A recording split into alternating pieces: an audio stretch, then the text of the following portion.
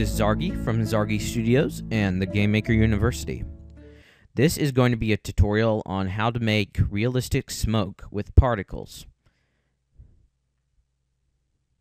See? Looks pretty realistic to me. Now, there are some settings with this smoke before I begin that you can tweak to make it look different. And I will also be going over, later in the tutorial, some advanced techniques and tips to make particles a whole lot easier to handle with GameMaker. But the first thing we're going to need is a smoke sprite. To do that, you're going to need to use some sort of image manipulation program. I'm going to use GIMP, and I'll show you how to do that very quickly. But you can also I'm going to provide this image for you, so you can also download and use it. But it does work better if you make your own, since you also will learn a bit about image manipulation. So first, open GIMP or your image editor. I'm using GIMP because it's free. Sorry, not pronouncing very well tonight, unfortunately. So just create a square image with. I'm going to use 320 pixels, but you can use anything else you want, as long as it's square. This should give us enough room to create a nice big image. And create a new layer. Name it anything you want. Just name it like smoke or something. That's pretty good. And go ahead and color smoke in with black, or any color really. Then go to filters, render, and clouds and difference clouds. Now I'm not sure what kind of filters Photoshop has, but this works well in GIMP. So if you can find something in Photoshop that will do the same thing, that's pretty cool for you. So first select tileable, just because that will help, and then knock the detail up to about, I'd say 5 or 6 probably. And then the size, you can make it as big or as small as you want. I usually try to make it stretched on one side, like 8 and 5. That should work fine. Then click OK. Now we have our smoke background that we can use. Go ahead and create a layer mask, and go ahead and make it black, full transparency. This is basically a separate image to dictate the transparency of this one. If it's black, it's black, it's all transparent. If it's white, if we color it white, then it's not transparent. So color it black. That means we only see the background. If you switch the background off, we see nothing is in the way. Now take a circle fill, and you could use feather edges, but I don't usually use that. And just make a circle. You make it like, wait, let me redo that. Make it like that big or something. And just try to center it in the screen a bit smaller, like that. There we go. And then fill the selection with white, and make sure the layer mask is selected when you do that. Now we have the layer mask has this circle of non-transparent cloud right there. So let's see. Select none. Then make sure the layer mask is selected. Then go to blur, Gaussian blur. This will blur the mask, so it will give us a let's see. Set it to about 60. Yeah, 60. There. Now we have a blurred layer mask. If you want to go ahead and re-blur it, that's fine as well. And you can use this right now, but one sec. You can use this right now, but you can actually create another one of these layers, and then to add some depth to it, you could do that, but this will work for right now. Now, I'm not sure. I didn't try to find if there was a way to, let's see. Let's see. apply layer mask. Let's see, is there a way to let's try a grayscale copy of layer and see what that does. Now, let's see if we can brighten the mask up a bit then. Brightness, contrast.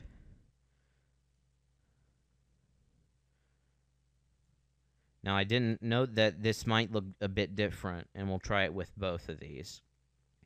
So go ahead and export it as a PNG file.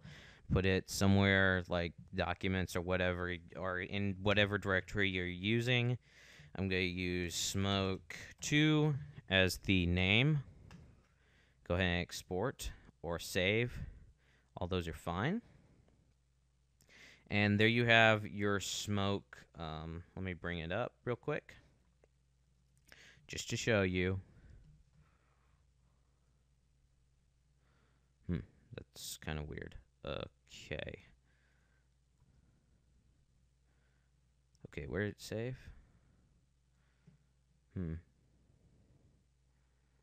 There we go. Open Sesame. There we go. Now we see we have our smoke image. And I'll go ahead and start a new project with GameMaker. You can use Studio or GameMaker 8. But with GameMaker 8, you will have to have the standard version for that. Let's go smoke tutorial. Create that. And just wait for it to create. Now, load your sprite. You can just drag and drop with GameMaker. Click sprite. Smoke sprite. Okay. And give me just one moment to get something set up. Okay, back. I just have my separate IDE here just to help me guide me along through the tutorial. So, introduction to particles. Now, if you don't know about particles, basically particles are ways to create effects by simply making a whole lot of very small, unresource intensive, I guess structures, or particles are like objects, except they don't have a lot of the baggage that goes along with objects. Basically, they're just sets of data that include a point, an image, a direction, a vector, or rather a vector, and they can be used to create lots of effects very quickly. So if I bring up my original particle example here, just wait for it to load. There we go. Now you see this smoke. That's actually a whole bunch of particles, and we can actually see that it's lagging a bit. So let me just change something real quick. Don't want to open that over there. Let's change that down to the number of particles that are being created. To 5 instead of 15. Now we notice less of them are being created, but it's a lot less resource intensive. Now notice that each of these is just a simple, is just one, like an instance that's being created, and it has a life, as in duration. It's duration until it's deleted, and it has color and transparency values, and a direction, a speed, and orientation. And there's a whole lot of them on the screen because they're not really resource intensive like objects are. So that's a basic introduction. Now, looking at the manual, you might think that particles are really actually very hard. If you look at particle types, you see all these functions to set types for particles. But in fact, you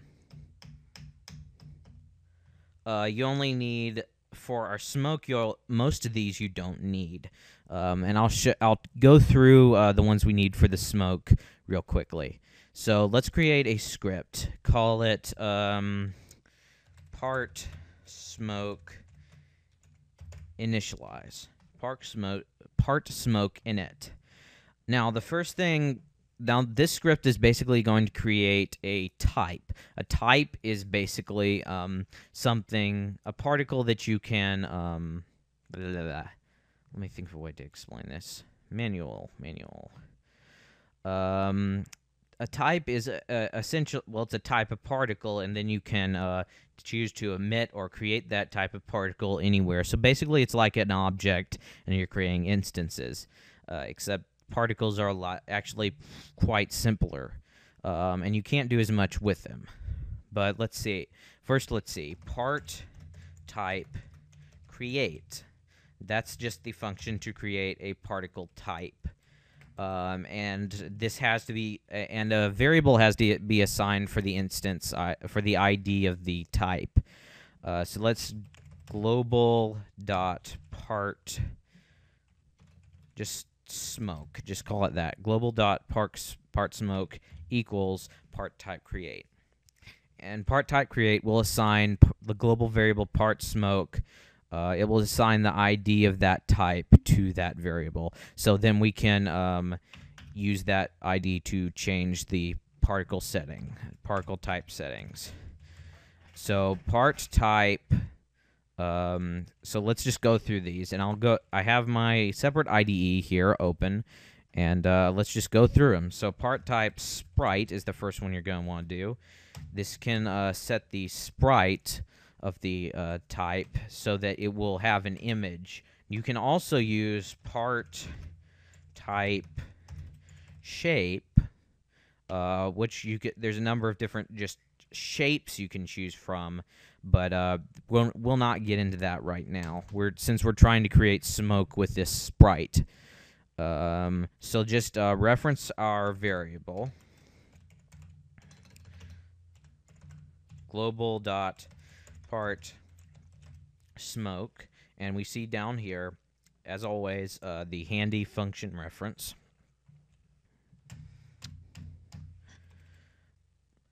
So choose our sprite, smoke sprite, and we're going to have a few options here. Animated, no, it does not have an animation. Stretch is to stretch the animation, stretch the frames of animation. If you have an animation for the sprite, is to stretch the frames of animation over the life of the particle. We'll get into life in a second. So 0, and random is to choose a random frame. So 0 as well. So all those can be set to 0, but if you have an animation that goes with the particle in a sprite, then you can set those as you wish. And I do recommend you do read the manual pages for all of these. Next, part type. And I'm going to mix these up a bit in order of, I think, in order of, well, importance. Direction. Part type direction. Now, let's copy that so we don't have to type it over again.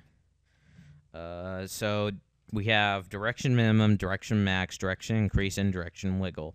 Lots of these have a wiggle variable, and I will get, or argument. I will get to that in a second. So we're going to direction minimum is the minimum direction that the particle, when created, can go, and direction maximum is the maximum, of course. It will choose a random value in between these. So let's say that if we want it to go up, let's choose 85, between 85 and 95. So that's a window of 10 degrees that it can direct. Direction increase, how much you want the direction to increase over time. We want 0. We just want it to go straight up. And direction wiggle, it will take this value and either subtract it or add it each step. And we don't want that either. So that's part type direction. Type, let's choose life.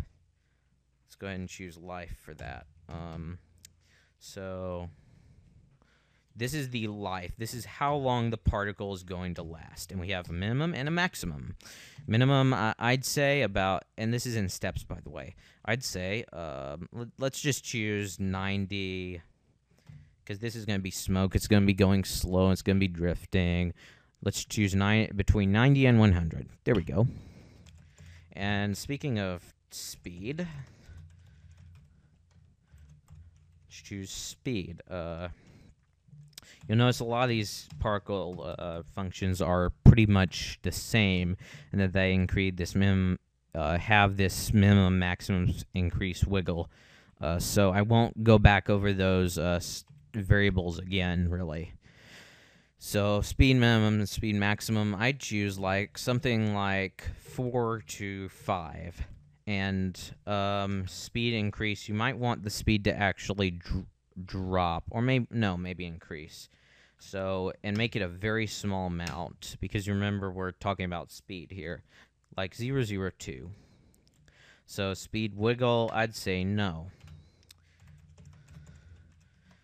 Part type orientation. Let's see, got that.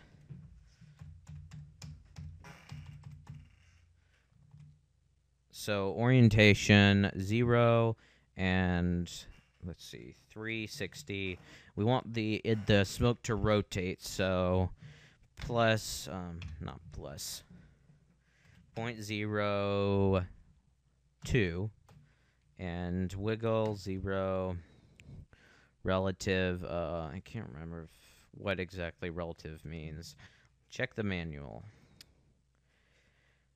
Orientation relative, whether to set its angle relative to the direction of the particle's motion, true or false.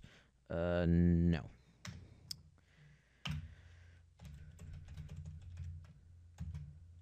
And let's see, what else? Size.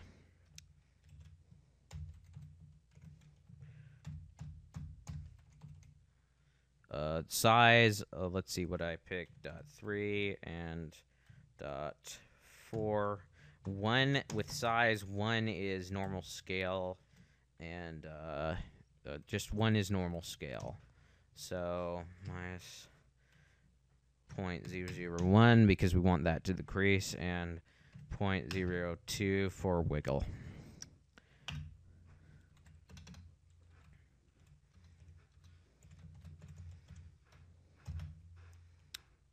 And we also want alpha, of course. Now, with both the alpha and color commands, there are 3 different types. And you can see by the number we have here, there's 3. There's also for color. There's also color 1, 2, and 3. This basically you can choose at this alpha 1 is what the alpha is at the start. Alpha 3 is what it is at the end of its life, and this is alpha 2 is what it is at the middle of its life. So you can easily make it fade in and fade out.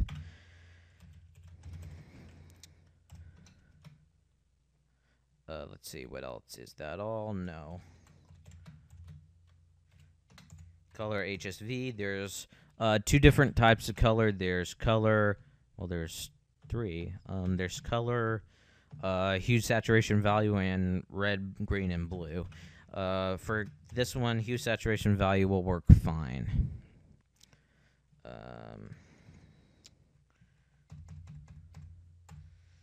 And I'm going to have to type in quite a few things. The first 4 of these commands can be left 0 because the hue and saturation won't be changing.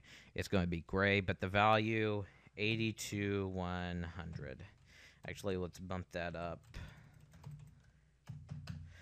a bit to make it a bit lighter. So that's 1, 2, 3, 4, 5, 6, 7. Wait, no, that's 8. And this is 8. That's all.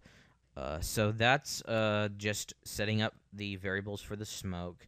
Now, for other particles, you might have to use different version of these functions. You might have to make use more of the particle functions. I do highly recommend reading up on all of these if you're really going to get into particles, because they're all useful in their own way. But for now, this will do. So we have an object here. Let's just call it smoke object. And that's fine. And let's create a room. No, not another object. Let's create a room. And let's see. Just create the object in the middle here. Now we get to learn about emitters, and emitters are okay. They're fine. Add event, create. So first, in the create event of the smoke object, we're going to do part smoke init. We're going to call our function and set up the smoke. Now, another thing you're going to have to do before using particles is set up the actual system. The system is basically the container that basically holds all the particle IDs, and it's basically the all-encompassing thing. And I believe you can make multiple systems using GML. But I haven't tested it, so don't take my word on that. Particle system create. And global.system is the variable we'll use to reference that. Now we're going to have to create an emitter. Basically, the emitter is basically just a point or a region that we define where the particles can be set to be emitted. And create, we want part emitter create, and we're going to have to choose global system for the, not underbar, global dot system for the particle system, because we just created it. Now, particle emitter region is the next big command that we're going to have to do, and it's really the last one we're going to have to do. This is basically defining the region of the particle emitter, and it's pretty well described by its title. Global.system, the ID of the emitter, which we set as emitter, the ymin, the ymax, the x minimum, the ymax, the ymin, the ymax. The shape, let me go back over here to my example here. You're going to want to set the shape. There's special variables for the shape and the distribution. They're prefixed by PS. PS, is PS shape. You have 4 shapes: diamond, ellipse, line, and rectangle. These simply tell you how they will be, the shape that they will be, the particles will be emitted in. Rather, here, let me get the manual up. For example, emitters, right here. Part emitter, create, region. There we go. And this simply describes, this is a rectangle, this is a circle, this is a diamond, this is a line. So you can easily set how they are, how it's the shape in which the emitter emits the particles. So I'm just going to choose just rectangle, I guess, or you can choose line if you're emitting from a 1 point. But I'll choose rectangle.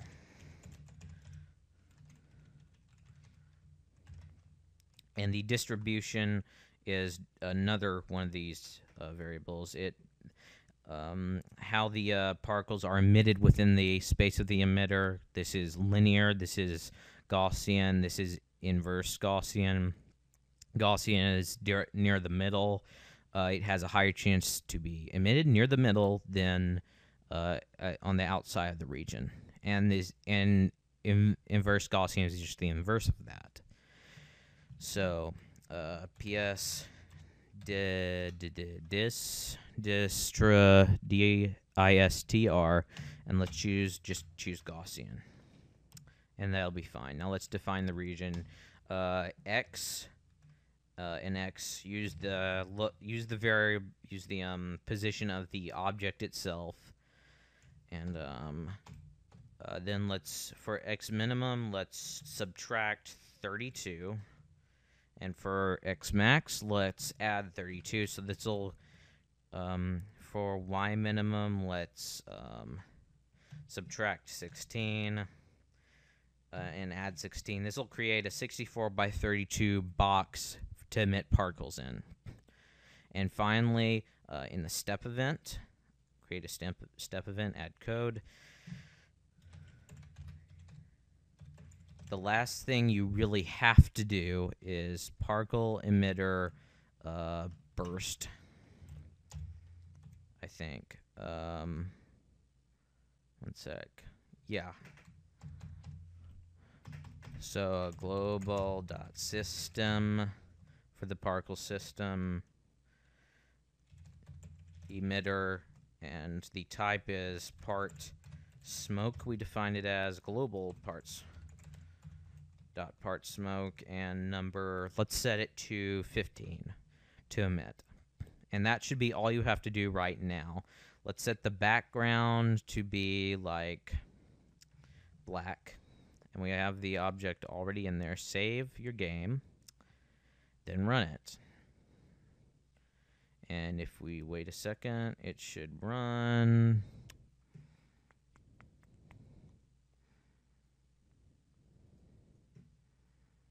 There we go. Took a bit of time, and of course it's looks kind of weird. Okay, that's kind of weird.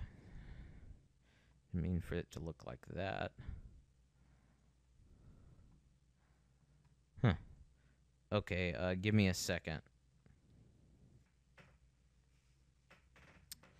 Okay, well, I got it running. I replaced the image I just made in GIMP with my image that I made before.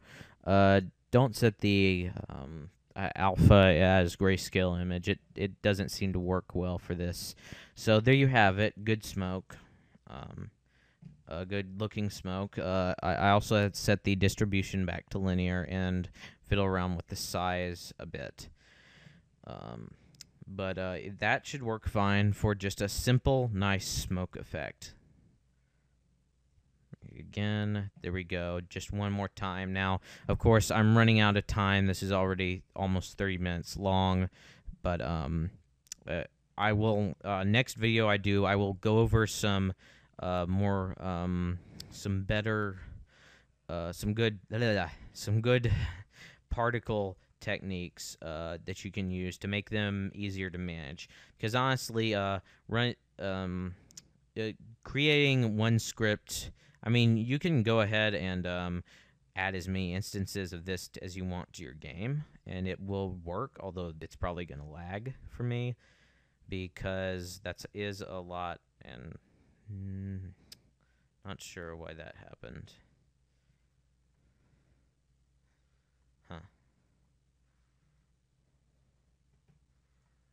Okay. Okay, well, that didn't...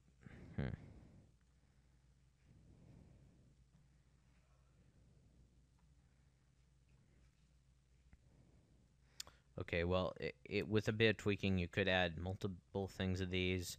I might have something set up wrong. But it's still pretty hard because you'll have to create another one of these scripts for each additional type or each additional rotation. If you want the smoke to go a certain way, then you'll have to create a different script of this. And next tutorial, I will show you how to make that process a whole lot easier, how to bypass that. So, again, this has been Zargi from Zargi Studios and the Game Maker University. I sure hope you learned something by listening to this. Sorry this has been my first video in a while, but I'll get back to y'all later on this. Bye.